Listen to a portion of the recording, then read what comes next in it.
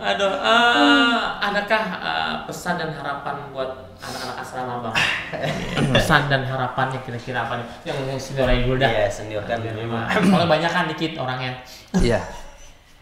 Jadi gini, mungkin apa ya, pesan dan harapan saya untuk anak-anak, dan mungkin ya bukan cuma saya tapi oleh abi-abi yang lain juga sebagai kepala asrama.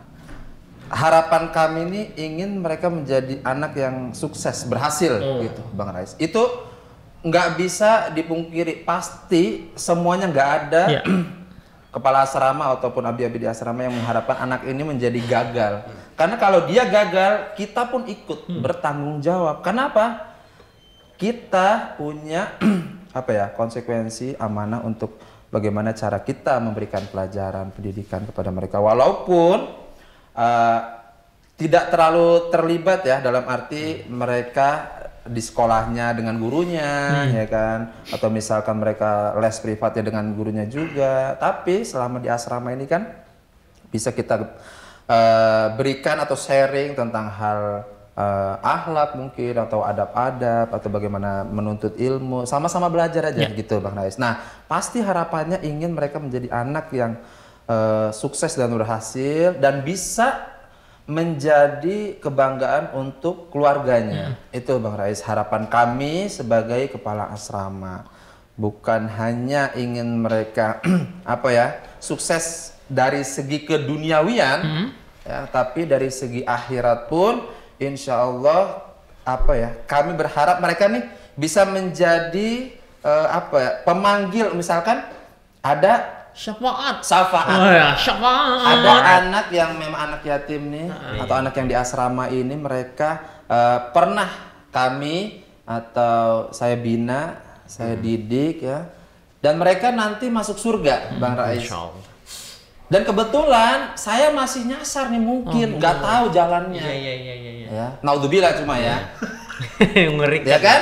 Naudzubillah. Tapi mereka nih ditanya sama Allah, "Hai, kamu kenapa bisa masuk surga?" Nah, otomatis insya Allah kalau mereka sukses akhiratnya, ingat, mudah-mudahan mereka ingat kepada kami yang dulu telah mungkin sedikit banyaknya telah memberikan mungkin pengasuhan kepada mereka. Oh, saya dulu diasuh oleh Abi Rijal. Tolong ya Allah, dia masih nggak tahu kemana nih Abi Rijal ya Allah. Ingat ya? Mudah-mudahan ingat. Gitu. Harapan kami juga seperti itu. Jadi apa ya, semua yang kita lakukan ini menjadi apa, dalam ridho Allah gitu, Bang Rais. Pesan saya, tadi kan harapan ya? Iya, harapan itu. Pesannya untuk anak-anak apa untuk? Untuk anak-anak dong. Untuk anak-anak, baik. Pesannya untuk anak-anak kami yang ada di asrama, kalau kamu sekarang mungkin ada di asrama, kamu jangan pernah berkecil hati. Karena apa? Kamu dan anak lain yang di luar asrama pun kamu spesial. Ya, kamu nggak ada, kamu mentang-mentang di asrama yatim mungkin bahasanya, terus kamu merasa rendah diri. Ya, kalau rendah hati kita boleh. Artinya apa? Rendah hati itu kan kita nggak boleh sombong. Tapi kalau rendah diri jangan. Rendah diri itu kita minder, kita merasa saya anak yayasan, saya malu untuk beraktivitas, berkembang, berekspresi, jangan.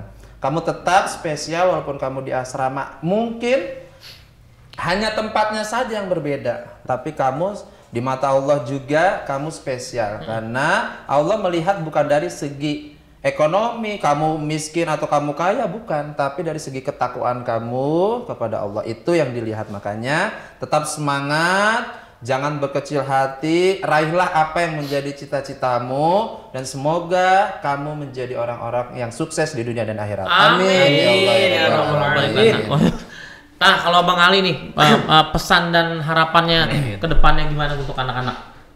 Jadi Bang, begini ya, memang kita tidak bisa pungkiri bahwa menjadi seorang kepala asrama itu tanggung jawabnya tidak kecil ya, besar sekali tanggung jawabnya.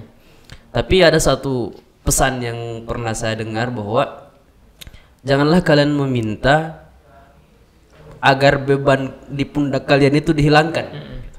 Tapi mintalah kepada Allah agar diberikan pundak yang kuat. Gitu. Jadi kalau misalnya ini kan saya baru 2 ini, ya. Saya sudah siapkan pundak saya ini, mungkin ke depan akan banyak anak-anak yang kemudian menjadi anak mukim di asrama Makassar gitu. Itu kita sudah siapkan memang, karena kalau kita tidak siapkan dari sekarang dan ketika mereka datang misalnya dengan di luar perkiraan kita, kan kita kaget dan boleh jadi itu mengganggu keikhlasan kita gitu. Oh, ini saya tidak duga begini sebanyak ini gitu. Maka insya Allah kita sudah berusaha untuk menyiapkan ruang-ruang kosong di dalam hati untuk bisa menyesuaikan diri dengan segala kondisi yang ada gitu. Jadi untuk pesan buat anak-anak yatim yang saat ini ada di asrama Makassar maupun di asrama-asrama yang lainnya, bahwasanya kami akan berusaha untuk menjadi pengganti orang tua kalian gitu. Artinya kan kalau kepas saya yang mentraining saya bilang bahwa kalian bersama anak-anak itu pastikan 24 jam gitu ya. Dan tidak cukup kalian hanya berinteraksi secara lahir begini ya. Tapi coba usahakan untuk menyebut mereka juga di dalam doa-doa kalian gitu. Di samping kalian doakan orang tua kalian, anak-anak kalian juga, coba doakan juga mereka gitu supaya diberikan kebahagiaan, juga diberikan kemudahan dalam segala urusan gitu. Jadi itu yang coba kami ingin sampaikan, bahwasanya kami sudah menganggap kalian itu sebagai anak kami sendiri juga gitu. Dan akan berusaha untuk seadil-adilnya. Karena waktu pekerjaan ini kita terima, langsung Umi pernah bilang ke saya begini, Bi, saya dulu pernah dengar ceramahnya Ustadz Dasat Latif itu beruntung sekali itu para Abi dan Umi yang pengasuh ya anak-anak yatim gitu, ketika mereka bisa berbuat adil dengan anak yang mereka asuh itu. Artinya tidak ada perbedaan perlakuan dengan anak-anaknya. Ini berat sekali ini loh, berat. Artinya ada anak darah daging kita nih ya, sementara ada anak darah daging orang lain. Tetapi kita berusaha untuk legowo dan menyamaratakan perlakuan gitu. Dan tentu akan diganjar pahala yang melimpah dari Allah Subhanahu wa taala. Amin ya rabbal alamin. Nah, itu yang ingin kami sampaikan, dan kami juga tidak memaksa kalian untuk mengakui penuh hati kalian bahwa kami sebagai orang tua kalian, karena mungkin boleh jadi dari segi perlakuan beda dengan orang tua kalian. Itu tergantung kalian. Dan kami siap menjadi sahabat, siap menjadi kakak, siap menjadi teman curhat dan lain sebagainya gitu. Kemudian dari segi harapan, tentu kami berharap mudah-mudahan di hari kiamat kelak gitu ya, kita bukan menjadi orang yang saling memusuhi satu sama lain gitu. Kan akan muncul suatu kondisi nanti itu ketika orang membenci sahabatnya dulu, membenci teman-teman pergaulannya waktu di dunia. Alasannya sederhana, karena dia sudah menjerumuskannya ke dalam perbuatan yang dilarang oleh Allah. Mereka nanti akan saling berdebat di mata Allah nanti. Ya, semoga sedikit kebaikan yang kita tularkan selama di asrama itu bisa membawa kebaikan di dunia dan lebih-lebih di akhirat kelak. Amin ya rabbal alamin. Seperti itu.